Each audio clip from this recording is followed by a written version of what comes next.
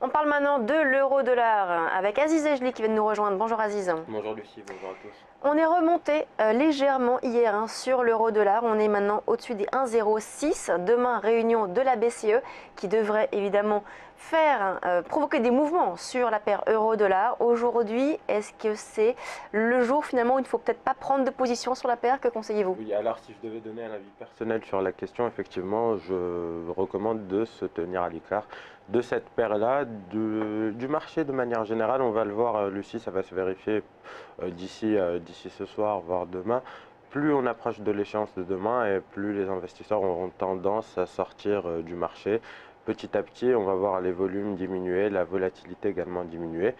Pour revenir à l'euro-dollar et pour ceux qui veulent malgré tout traiter, se positionner sur le marché, souvenez-vous, hier, Lucie, on cotait vers les 1,0580, 1,06 et je vous disais qu'on pouvait initier des opérations d'achat en intraday, viser les 1,0635, c'est le niveau qu'on a inscrit quasiment au plus haut hier de la séance.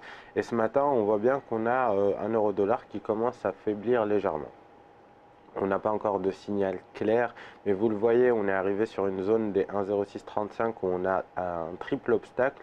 D'abord la borne haute d'une figure en biseau qui pourrait être vérifiée. On a la moyenne mobile à 200 heures également qui vient se poser sur ce niveau, plus un niveau horizontal à 1,0635. Donc pour toutes ces raisons, on va zoomer sur le graphique pour mieux les voir.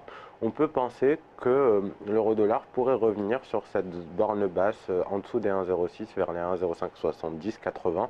En tout cas, c'est le scénario. À quel horizon? C'est toujours des scénarios intraday. De toute façon, l'idée, c'est de ne pas rester exposé. Alors, on peut viser un retour sur les 1,06, éventuellement sur un excès de volatilité 1,0580.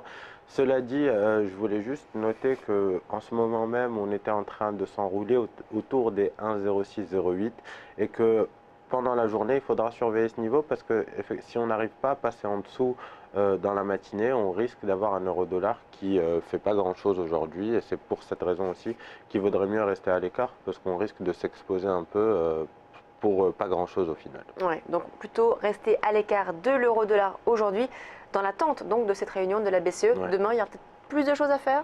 Oui, au moins vendredi en tout cas. Certainement vendredi, alors, ou sinon demain à partir de 14h30, on a le communiqué justement de la BCE qui sera rendu public à la conférence de presse. Donc à mon avis, avant, il ne se passera pas grand-chose, mais à partir de 14h30, effectivement, on peut avoir des mouvements assez brutaux. Merci Aziz.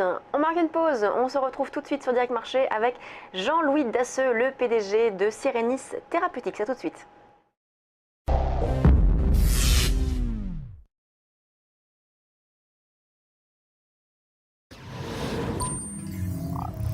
Ah, le futur. Ici, tout est tellement plus rapide. Là, je peux ouvrir un compte bancaire directement à la voix. Lu et approuvé, Nathan Lefebvre. Dans le futur, on anticipe. Pour tout. Tiens, c'est ma banque qui me prévient que j'ai de l'argent qui dort, et moi, je choisis où le placer. Mais bon, on est bien d'accord, hein. Tout ça n'existe pas encore. Ma banque, elle existe déjà. Boursorama Banque, la banque en ligne avec vous. Et en ce moment, 80 € offerts.